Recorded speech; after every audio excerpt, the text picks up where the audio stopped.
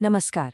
चलिए, आज एक ऐसी कहानी की गहराइयों में उतरते हैं जो शुरू होती है एक जेल की अंधेरी कोठरी से। ये कृष्ण के जन्म की कहानी है, एक ऐसी कथा जो एक राजा के डर, एक माँ के चुनाव और एक दिव्यवादी के धागों से बुनी हुई है। तो कहानी की शुरुआत होती है एक जेल की कोठरी से, जहां हवा में सिर्फ एक राजा कंस का खौफ है। वो एक भविष्यवाणी से बुरी तरह डरा हुआ है कि उसकी अपनी बहन देवकी की 8वीं संतान ही उसकी मौत की वजह बनेगी। यही डर उसके हर फैसले पर हावी है और इसी तनाव से हमारी कहानी आगे बढ़ती है। तो कंस का ये डर, ये सिर्फ एक एहसास नहीं है, ये एक ऐसी ताकत बन जाता है जो पूरे राज्य पर छा जाती है। आइए देखते हैं कि कैसे इस राजा का जुनून बढ़ता है और माहौल को और भी ज्यादा तनाव से भर देता है। कंस को एक अजीब सी बेचैनी होने लगती है। वो ये महसूस करता है कि जो डर हमेशा देवकी के चेहरे पर दिखता था, वो अब उसके खुद के चेहरे पर आ गया है। जैसे जैसे होनी अपना रास्ता बदल रही हो। और यहीं पर एक बहुत गहरा फर्क देखने को मिलता है।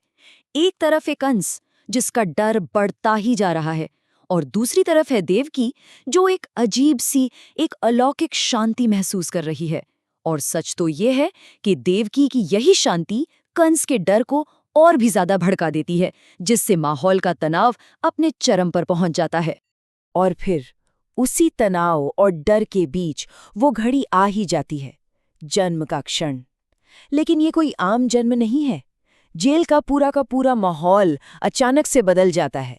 ये एक इशारा है कि कोई दिव्य शक्ति अवतरित होने वाली है। वो समय इतना शुभ है। दिन है बुधवार, वक्त है आधी रात का, और नक्षत्र हैं रोहिणी। कहते हैं सारे खगोलीय संकेत एकदम सही जगह पर आ जाते हैं, जैसे पूरा ब्रह्मांड ही इस पल का इंतजार कर रहा हो।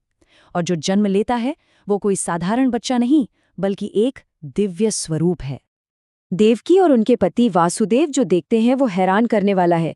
उनके सामने कोई नवजात शिशु नहीं है, बल्कि 4 भुजाओं वाले स्वयं भगवान विष्णु हैं। वो खुद प्रकट होकर अपने इस जन्म का मकसद बताते हैं। ये सिर्फ एक बच्चे का जन्म नहीं था, ये तो एक पूरी दिव्य योजना का खुलासा था। भगवान विष्णु बताते हैं कि ये जो हो रहा है, ये उस वादे का नतीजा है जो 3 जन्म पहले किया गया था। ये देवकी और वासुदेव की पिछले जन्मों की उनकी गहरी भक्ति का फल है। सोचिए, एक ऐसा वादा जिसे पूरा होने में कई जिंदगियां लग गईं। और फिर विष्णु देवकी को मोक्ष का यानी मुक्ति का एक रास्ता दिखाते हैं। वो कहते हैं कि उन्हें एक भगवान की तरह देखो और पुत्र मोह से ऊपर उठ जाओ। मतलब एक बेटे के लिए जो गहरा सांसारिक लगाव होता है, उससे परे हो जाओ। ये एक बहुत ही अहम पल है, जहां दैवत्व और मातृत्व आमने सामने हैं। अब देवकी के सामने एक ऐसा विकल्प है जिसकी कोई कल्पना भी नहीं कर सकता, और उनका जो फैसला होगा वही इस पूरी कहानी का इमोशनल कोर बनेगा। ये एक माँ का चुनाव है, देवत्व और मातृत्व के बीच। तो देवकी को चुनना क्या है? क्या वो अपने बच्चे को एक देवता की तरह पूजे या फिर एक शिशु की तरह उसे प्यार करे? मतलब एक तरफ है तुरंत मोक्ष पाने का रास्ता, और दूसरी तरफ है माँ बनने का वो गहरा, वो इंसानी एहसास। और देवकी अपना फैसला सुनाती है। वो मोक्ष के प्रस्ताव को ठुकरा देती हैं। वो कहती हैं, इस दिव्य रूप को हटा दो और मेरे पास एक मानव शिशु के रूप में आओ। मैं तुम्हारे साथ माँ बेटे के रिश्ते का अटूट बंधन चाहती हूँ। उन्हें ज्ञान नहीं चाहिए, उन्हें अपने बेटे का प्यार चाहिए। और भगवान विष्णु उनकी इच्छा मान लेते हैं। तथास्तु, ऐसा ही हो।